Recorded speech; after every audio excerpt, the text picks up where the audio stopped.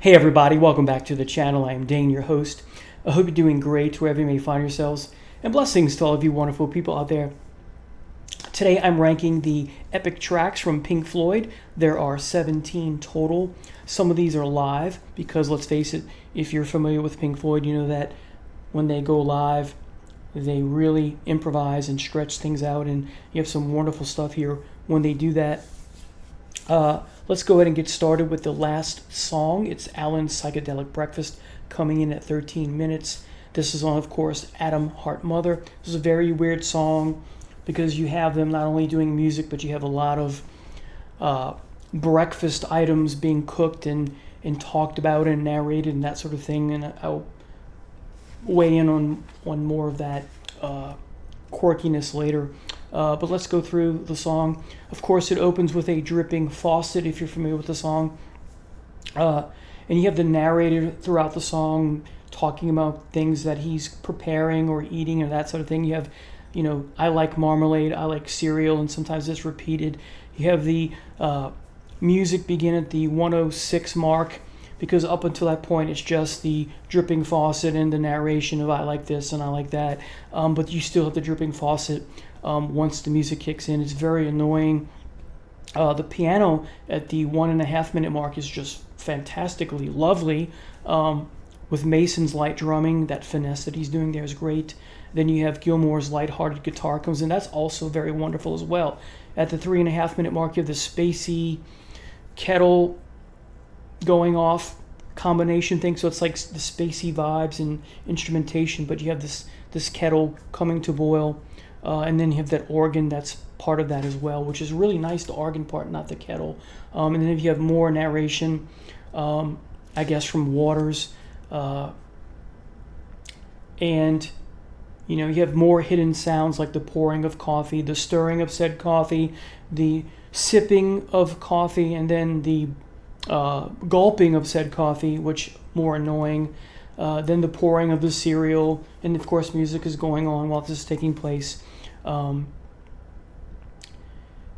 You have some acoustic guitar that's just wonderful here, but the problem is that you get the chewing and the while you're the because you're enjoying this was good kind of thing, right? That eating sound and the slurping of the milk after the eating of the cereal from the bowl. Then you have the clearing of the throat and those pig noises. This is so unnecessary. The acoustic guitar, though, was nice.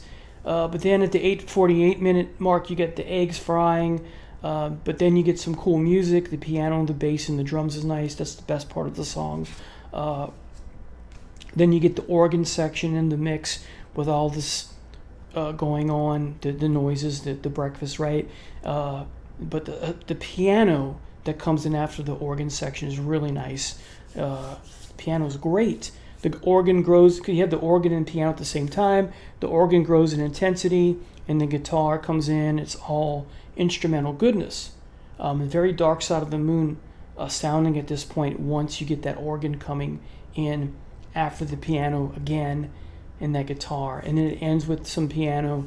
But then you have the washing and the running of water and the water going down the drain, and then the drip, drip, drip. So this song would be so much better if you got rid of all or most of the ablutions for breakfast, the washing and the eating and the and the slurping and the pouring and the I like marmalade narration, or just make it brief like Genesis with the wardrobe song, as I call it, right? Dum-da-dum, it's time for lunch, and leave it at that, and then go into the music. Hey, Bowie. Bowie's got his cone off, so he's back to being himself. So yeah, Alan's Psychedelic Breakfast, 13 minutes, again, would be a great song, or a much better song, if you got rid of the sound effects. There's times when sound effects work with, say, Dark Side of the Moon and some other things in their catalog, and other bands as well, like Queensryche. But here, it's unnecessary. It's superfluous.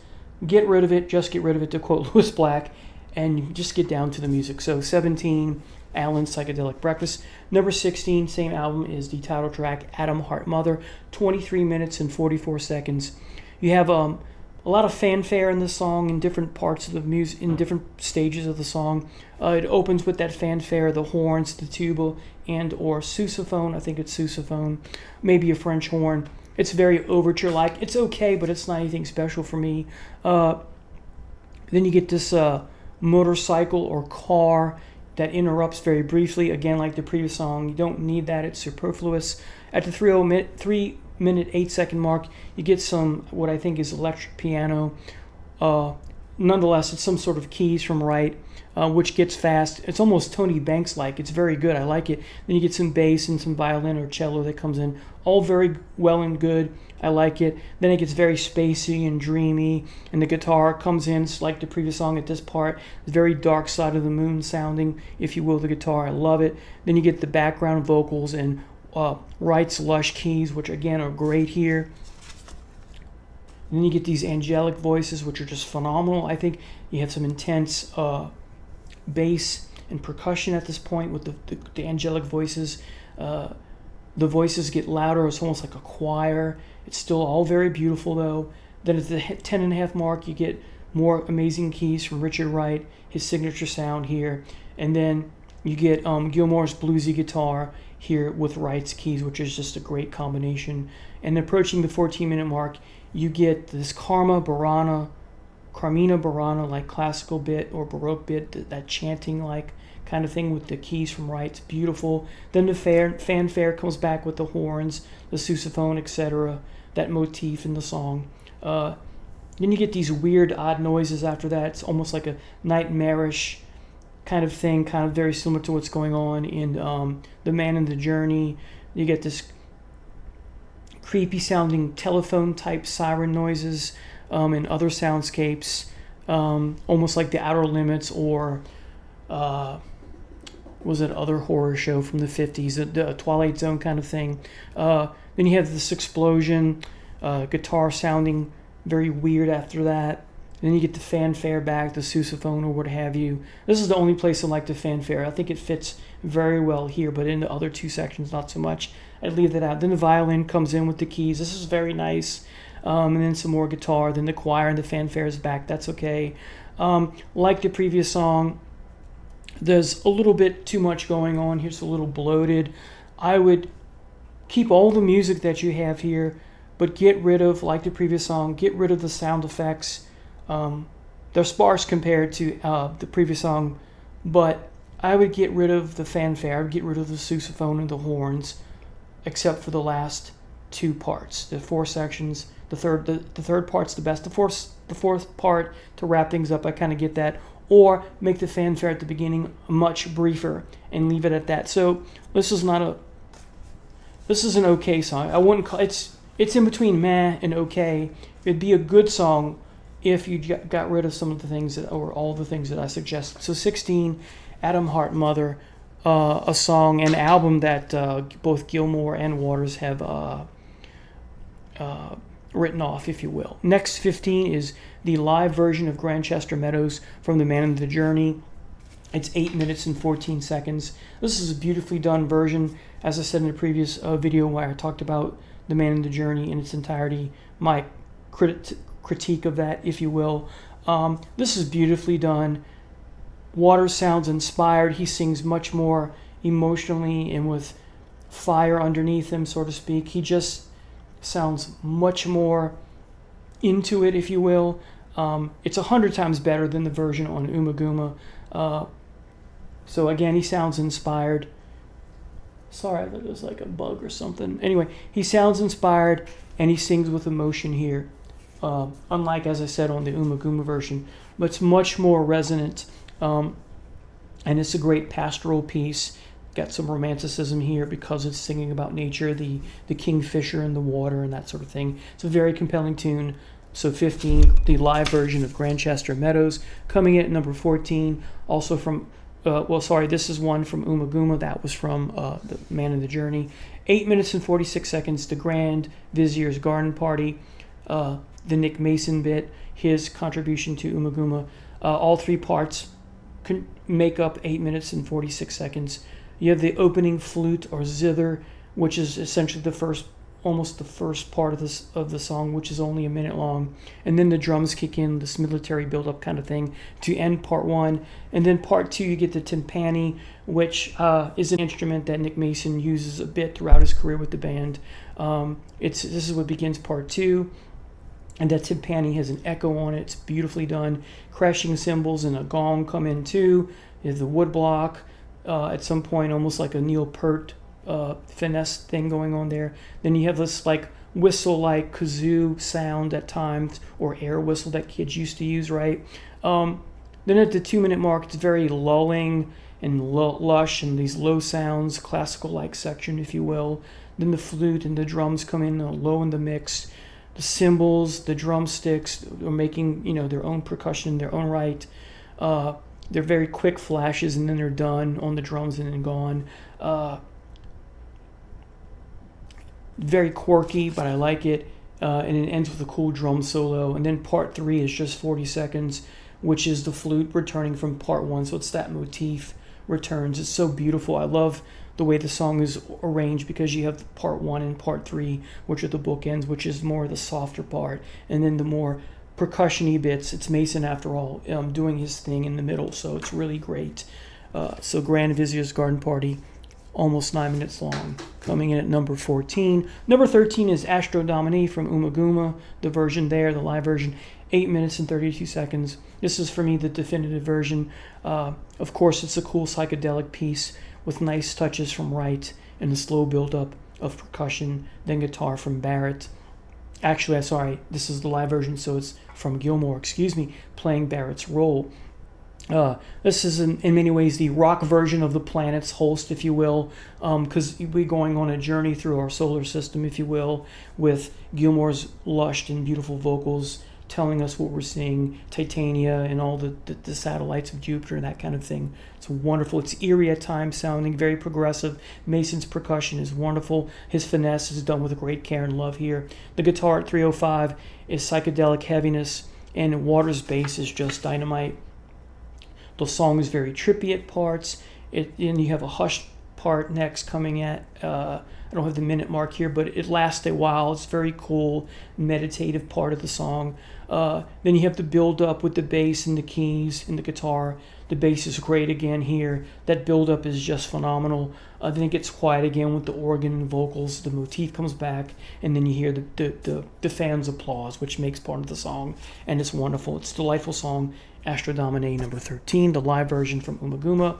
Also from Umaguma, number 12 is Sisyphus or Sisyphus, the Greek tragic figure who has to push the stone constantly up and fails miserably every time. That's his punishment in Tartarus. All four parts add up to 13 minutes and 28 seconds. The opening section has a very doomy sound, doomy classical intro, like there's some threat, of course, the suffering of said figure. The timpani, I think, is what's going on here, 1 minute and 9 seconds. You get some cymbals, which are nice. Then the second part of the song, you get some wonderful piano. It's a beautiful, classically done piece, if you will. And the last third is more heavier with respect of the last third of this piano section is more heavier piano, because it becomes all very discordant and atonal. So the first 2/3 of this piano section is very lush and beautiful and classical sounding, and then it gets very chaotic sounding, almost, foreshadowing Swans and the other, bands that are, are into essentially experimental rock or noise rock. So you have that discordant style playing the last third. I like it though. But it's no longer that beautiful, lush-sounding classical piece. It's cool nonetheless, is what I'm saying. And you get some crashing notes with lots of echoes here because of that atonal goodness, if you will. And then part 3, you have some tinkering percussion, some eerie ghost-like sounds, like from a horror movie. I like it. Go figure. I mean, Sisyphus is being tortured in, the Greek hell, if you will. Again, Tartarus. And this is meant, I guess, to mimic or imitate Sisyphus's mental and physical torment. Then part 4, which is 7 minutes long, you have a lush classical pastoral intro with the birds in the background. Think of Close to the Edge from Yes. Wright's great here. It's wonderful what he does. The lushness is mesmerizing. The guitar low in the mix of Gilmour bending those notes is just perfect. And then you get some heavy organ and percussion. And then this is not bombastic, but what happens is for a while there's this lush, quiet music going on. And out of nowhere, you're startled because of the low organ that comes in that just grows in intensity. It's very shocking, even though you know it's coming if you've heard it before. At least for me, it's very dissonant. It's very discordant and atonal. The classical music is in and out with this. So this is to and fro between this discordant music with this lush classical stuff. So they're like competing with each other, if you will, kind of foreshadowing Swans, so to speak. It's in and out of both channels. It's very definite. It's definitely proto noise rock going on here. It's very haunting. It's doomy sounding stuff. It's low in the mix. You got more timpani and drums with that choir sounding voices going, that Gregorian chant kind of thing, and then you get the timpani with the bum bum bum kind of thing, and then the gong, and then the song is over. It's a wonderful song. I love it. I love when Pink Floyd does these songs, or I'm sorry, this type of music, in this song. Next, number 11, also from Umaguma, The Narrow Way, 12 minutes and 21 songs. This is Gilmour's piece on the album. Even a very quick and brief atonal intro, which gives way to nice acoustic part from Gilmour. And then you have these atonal sounds coming and going. And then you have this laser beam or sci-fi type sound. At one point, it grows atonal. My favorite part is part 2 with the guitar, Sabbath-like doomy sound, which I won't imitate. The percussion is wonderful and doomy as well. More sci-fi sounds. The nightmare part, kind of like The Man in the Journey, because that's in that as well. It's just called something else. You got some creepy descending notes to end part 2. Then that segues into part 3 of the song with some more descending type technique sounds. They may not literally be descending notes, but it has a descending sound to it. Then you have the hot acoustic yet lovely guitar here. Gilmour sings wonderfully. It's hypnotic and melody is great. This is all wonderful acid rock, trippy goodness, if you ask me. Twangy psychedelic guitar near the end is wonderful with some cool percussion. With the guitar and the percussion low in the mix. You need headphones for this part of the song. I think this is a great song. So The Narrow Way, number 11. Number 10 is A Saucer Full of Secrets. And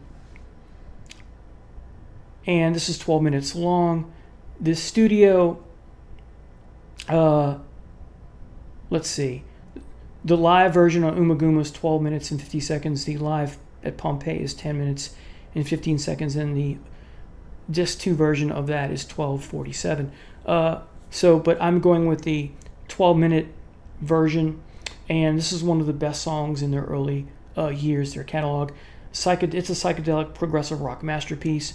Some of the music here, if not all of it, belongs to a horror movie or sci-fi horror type movie. You need headphones for this song, at least I do. The percussion at 4 minutes and 20 seconds section is amazing. You have some atonal piano approaching the 5-minute mark. The wind and organ at the 7.5 mark or thereabout. Classical meets Baroque kind of sounding music here. And then you have this last minute or so, this heavenly bit with this dreamy, ethereal part. It's great. What a great song. A Saucer Full of Secrets, number 10. Number 9, Set the Controls for the Heart of the Sun, the live at Pompeii version, or at Pompeii as it's called now version. This is 10 minutes and 34 seconds. And this song was, the song title was taken from a Michael Moorcock novel called The Fire Clown, which was rewritten as, they changed it into something else. But at some point, The Fire Clown says, set the controls for the heart of the sun. Anyway, a British author, sci-fi / fantasy / sword and sorcery. So anyway, The Umaguma version is very cool, but I like this version better. It's cool, it's trippy, got a great trippy intro. Very trippy psychedelic music here, continues because of this early phase of their career. When the percussion comes in, it's very Middle Eastern or Persian sounding. It's wonderful. Waters' vocals are wonderful. They're soothing, and there's something there's a mystery behind it, or it has a mystique with respect to it. His vocal aura. I don't know how else to describe that, but regardless, it's wonderful. There's just something mysterious, or there's mystique to it, if you will. The song overall has an exotic, rich, and warm tone to it, and Waters' whispering at times is so captivating, works so well together, and the drums grow in intensity, and the rest of the music as well as the music progresses. And the guitar at times is quiet and soft, and other times it's intense. It's just great. I get spacey at one point with the organ and bass and the mellow, what I call mellow heaviness. There's a gravity and weight to it. And then the Arabian motif comes back with the vocals from Waters, and there's this quiet ending. It's great, great song. So Set the Controls for the Heart of the Sun, number 9. Number 8 is Us and Them, 7 minutes and 41 seconds, of course, from Dark Side of the Moon. Great lyrics, kind of dealing with opposites to some degree, but not through and through. Sad lyrics, of course, because of the old man dying, especially as it's mentioned again at the end, when things are brought to a climax there. Gilmour sings beautifully, wonderfully here. The sax is a nice touch when it comes in. The intensity grows with the song as things progress, and it gets soft again. So that's part and parcel why the song is so beautifully done and arranged. The background vocals from the ladies are top-notch. Wright's piano is amazing. You have that Cockney conversation low in the mix. I think it's Cockney, and the sax comes back. The mellow piano and the vocals and the ending with the sad, reminding us of the old man died, is just so cathartic and wonderful. So Us and Them, a goosebump type song for me. Hairs always stand on end when I hear that. Number 8. Number 7, Interstellar Overdrive from the debut. This is one of the best freeform psychedelic improvisational pieces from the band.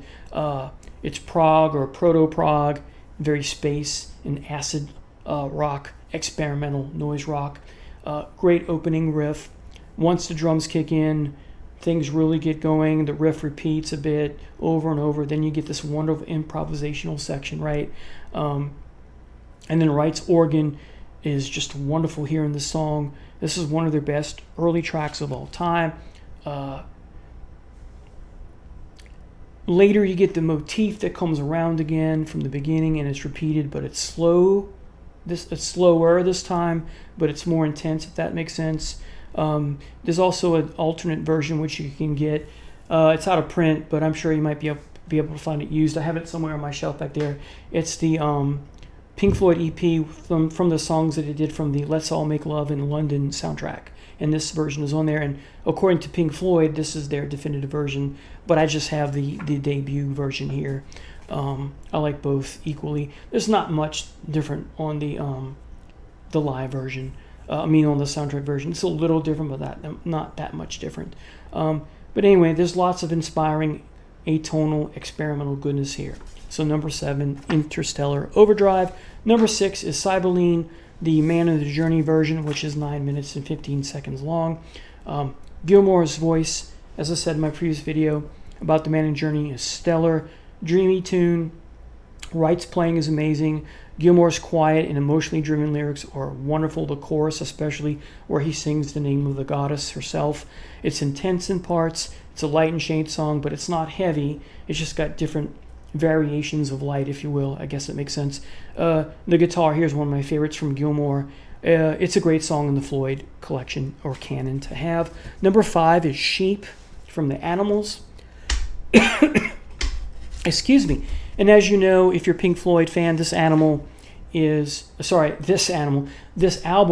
Animals, is, of course, Waters taking inspiration from Orwell's 1984 and using those 3 animals, the pigs, the dogs or wolves, as it is in the novel, and the sheep, to harp on his cynicism towards the human race. with respect to these three types of people that exist. So with respect to sheep, he's dealing with a certain type of person. He's very critical of these type of people. The follow the leader, as he sings at one point in the song.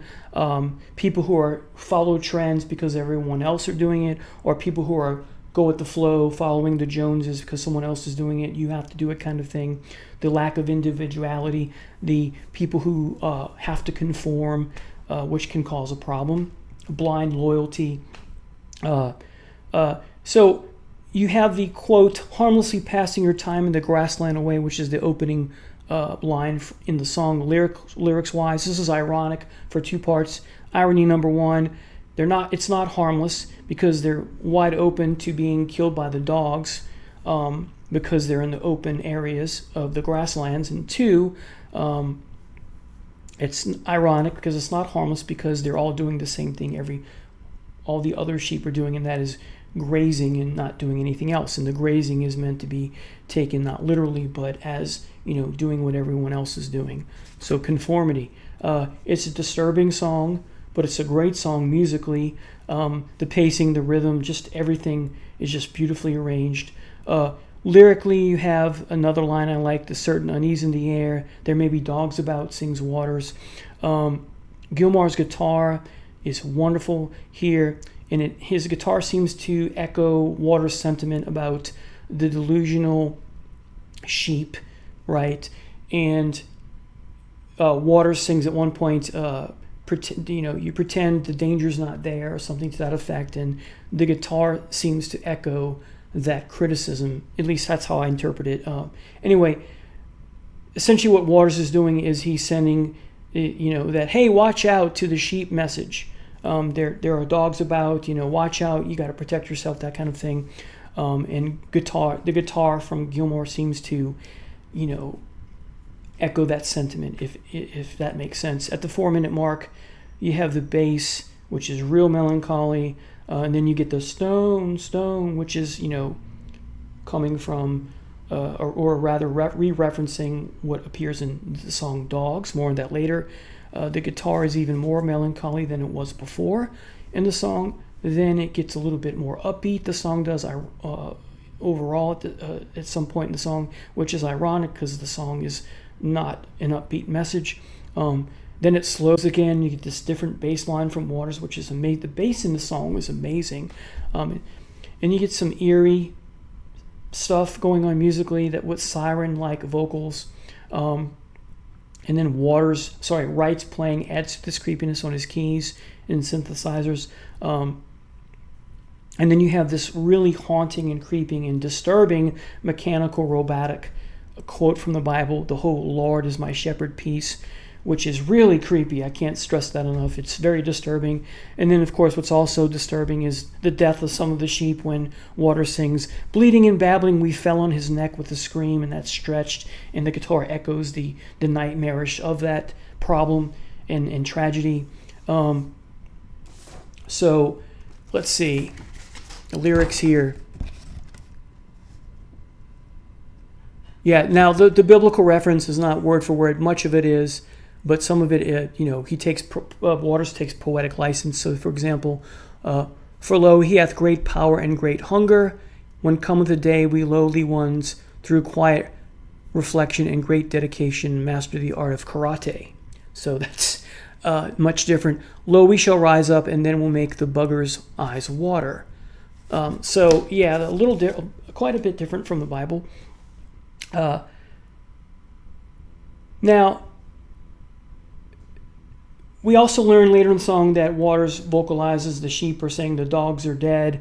And then you get this upbeat da-da-da-da-da-da-da-da before the mooing of the cows come in to set up the next song. Moo, right? But are the dogs really dead? Because the last song on the album is Pigs on the Wing Part 2, and the person singing in this Part 1 and Part 2 is a dog himself. So it's more irony, you could argue. Not all the dogs are dead. The sheep will not necessarily be liberated. This is a wonderful song despite how depressing and melancholy and a downer lyrically it is. Musically, just a great song all around. So coming in at number 5 is Sheep. Number 4 is Pig. pigs, excuse me, 3 different ones. Great intro. You have that grunting snout from the pig, and then you have that do do do do do do do do do do do do down out down down, boom boom boom. Bass is great, down out down down, and then more keys from Wright's great. It's very haunting. Whole album is that way. The bass is disturbing but wonderful, and then you get that kick-ass riff from Gilmour, and then of course at one point Waters has to say throughout when he discusses each 3 of the pigs, and the name of the pigs are Rory, I think. Let's see.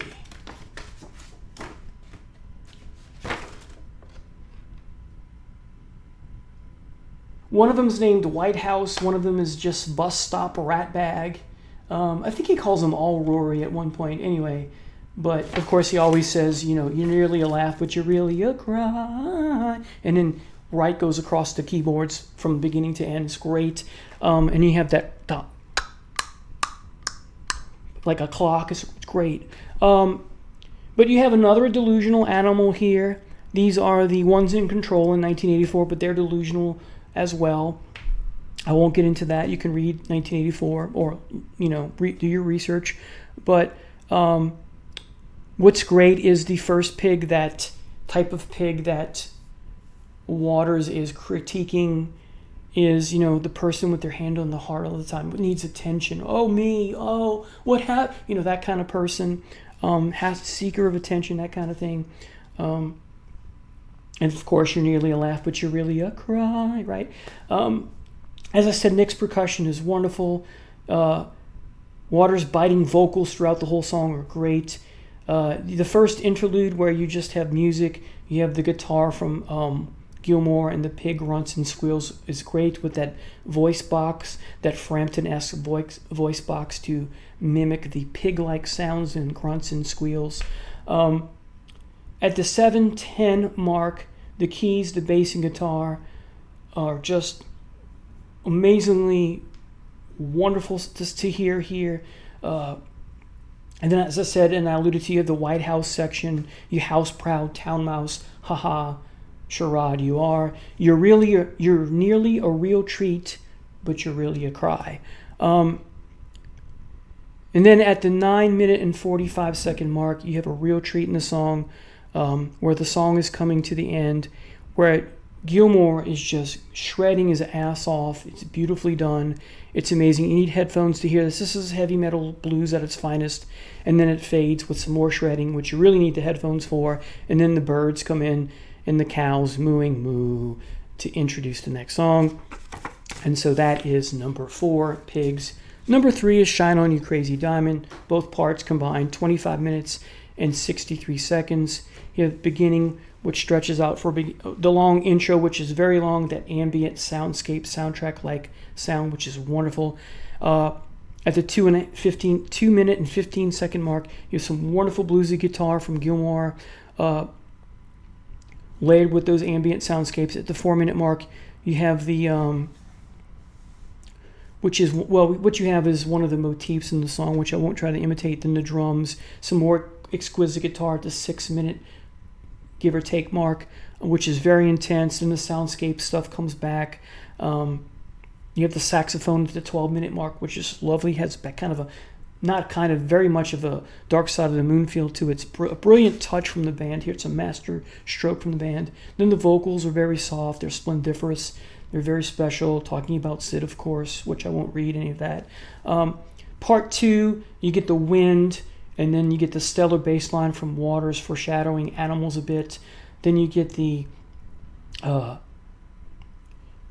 wonderful playing from Wright to continue the whole motif, I guess, if you will. His playing here is soothing. It's ethereal, with Gilmour's textured and intricacies playing along with what Wright's doing is just great.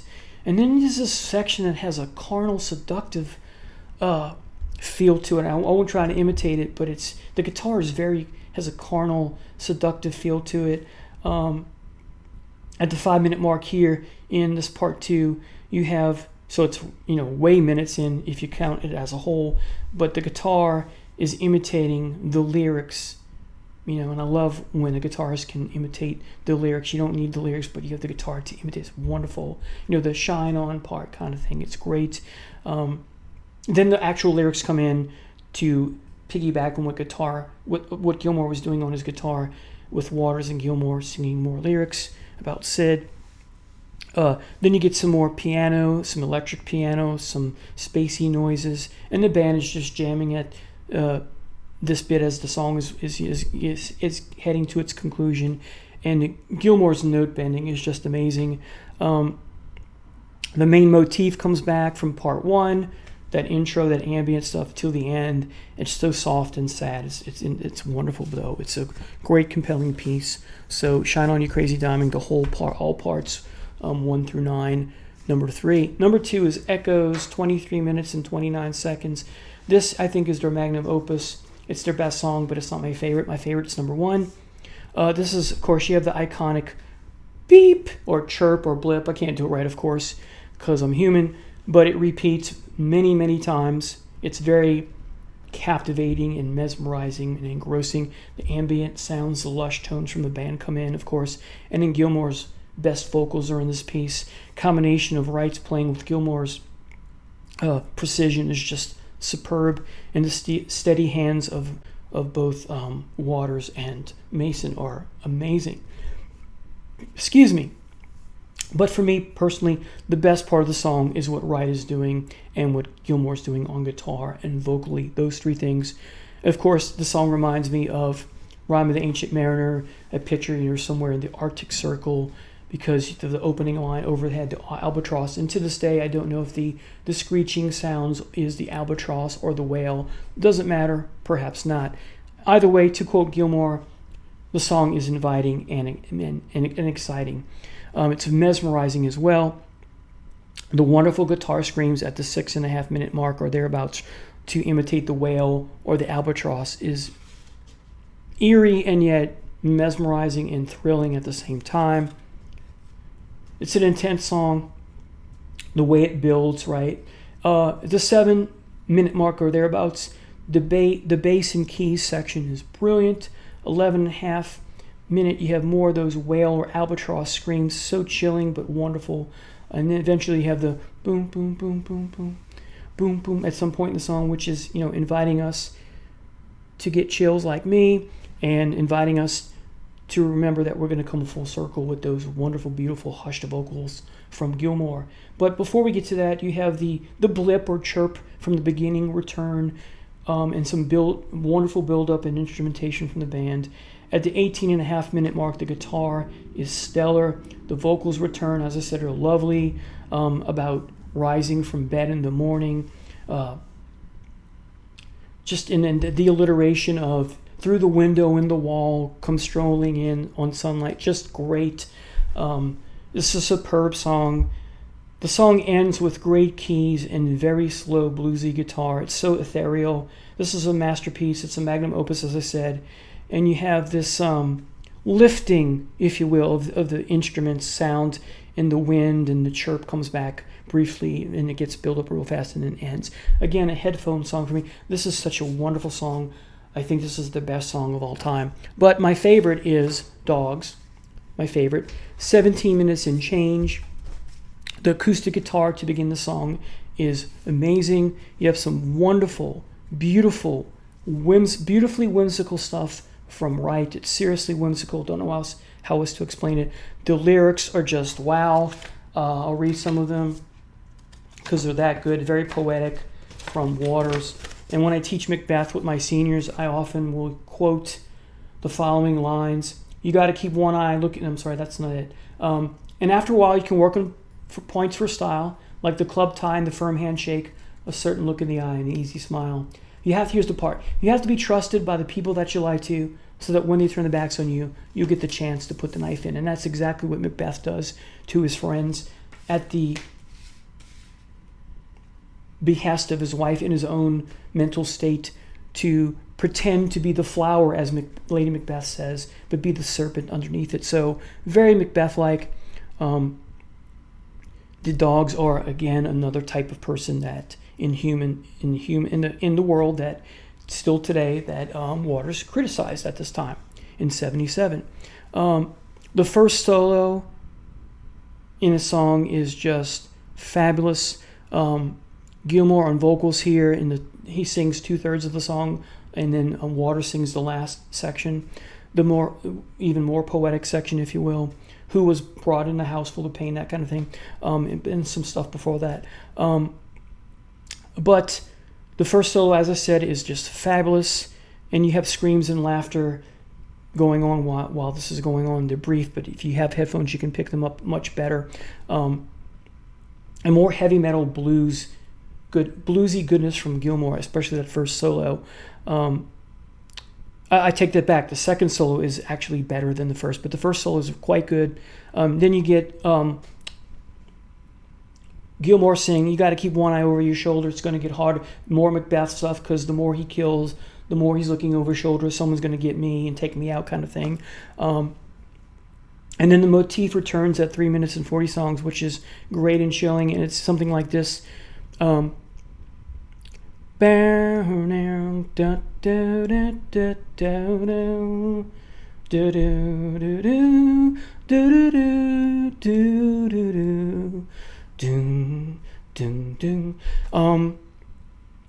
tone from Gilmour's guitar is amazing. And let's see. Yeah, so I'm going to talk about the second solo in just a minute. I don't want to get ahead of myself. But the keys from Wright in this piece are so ethereal, with the dogs barking, real dogs barking, recorded barking, and acoustic guitar. It's just the combination of what Wright's doing with the barking of the dogs and Gilmour's acoustic is just amazing. It may be then here's where things really get intense. At the 5-minute 35-second mark, you have this brief bit from Mason where this is heavy drum bit or fill real quick, and then the second instrumental, the heaviest part of the song, my favorite part of the song, comes in from Gilmour. So Mason's introducing the solo with that very brief drum bit, and this is the heavy metal blues bit. Lots of bending of notes, lots of stretching of notes from Gilmour. It's kind of thing. It's just not doing it right, but boy, that the way he ends that bit, when he does that, is just, I wish I could describe it more, but it's oh man, it's so great. My favorite bit from Gilmour, guitar-wise, in his entire discography, including his solo stuff. At the 6-minute and 46-second mark, Gilmour begins to sing again, and when you lose control, you reap the harvest that you sow.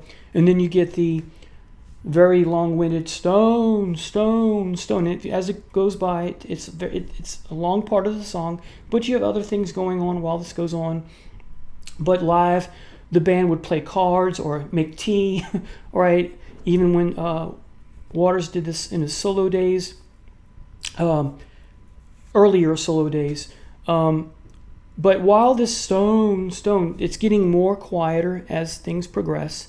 So stone gets to be, it's gradually decreasing in volume, but you still have other musical components to, weigh in on the melancholy nature of what the song is about. Okay, and you have a return of the dogs barking, but this time it's not a recording of dogs. It is actually Wright playing the synthesizer to imitate a dog barking, and it's beautifully done. Still got the stone stuff going on, but it's fading eventually, and around the 10 mark is when it disappears. And the guitar here gets real creepy, and you have the here boy kind of whistling, and then the dog barking again, the Wright doing it. And then that leads us to the acoustic motif from the beginning of the song, and then Waters comes in on vocals. And he sings, "I got to admit that I'm a little bit confused. Sometimes it feels to me I'm just being used." Of course, the dogs are being used by the pigs in 1984. And in real life, people who are dogs are being used. And then once they're done, they're thrown away. But I won't say anything more about that. So this section is all about the lyrics. There's music going on, but for me, poetic goodness at its best from the band, or from Waters, since it's his lyrics, most of it, I believe. So the music is secondary for me personally. It's still great. And then at the 13-minute 26 mark, when Waters sings, "And you believe at your heart everyone's a killer." So notice Waters is not a dog himself. He's speaking to someone who is a dog, that type of person. And then, of course, the intro acoustic bits, Pigs on the Wing parts 1 and 2, he's singing from the perspective of a dog. But here it's not that.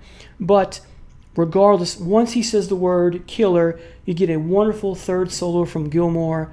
And then the motif returns at the 14-minute mark with some wonderful guitar. That guitar, do do do do do do do, very eerie, great though. And then that goes on until just a little bit past the 15-10-second mark, and then you get the keys and the Hammond organ come in, and it's that big flourish from right going across the keys, beautifully done. And then you get some wonderful lyrics, which are so compelling. So you get, "Who was born in a house full of pain, who was trained not to spit in the fan, who was told what to do by the man, who was broken by trained personnel, who was fitted with collar and chain, who was breaking away from the pack, who was ground down, who was only a stranger at home, who was ground down in the end, who was found dead on the phone, who was dragged down by the stone." And then he repeats that, "who was dragged down by the stone." And then the last note of the song is like a musical thud. The only way I can explain it, it's brilliant. It's as if all the instruments had merged into one sound. And it's done. The song is over. It's a keyboard kind of thud with the other instruments playing along with it. I can't explain any other than that. But it's brilliantly done. Hairs on end for me. This is my favorite song of all time by the band. So yeah, the lyrics are phenomenal. As I said, I love them. They're wonderful. I can't rave enough about them. And like I said, it's my favorite song, hence it being number 1. I have another video where I talk about the walls of playlists and songs that are not originally on the wall, that I insert them in for my playlist. And this is one of the songs because of the end lyrics, that last stanza that I just read about who was born in the house. All these lyrics fit so well with the Pink character, and of course the tie to Pink, to Roger Waters' autobiography, with respect to things like who was told not to spit into the fan. Perhaps, I can't prove it, but perhaps, as I said in that previous video, that's a reference to, or a pun, or a reference/pun to when he spit on a fan in the audience who wanted him to play, and the band to play Careful with the Axe, Eugene, and he said no, and the guy got mad, so he spit on the fan, and that was his epiphany to realize, he needs a wall between himself and his fans, that kind of thing. So anyway, thank you so much for watching. Take care. I'll see you next time. Bye now.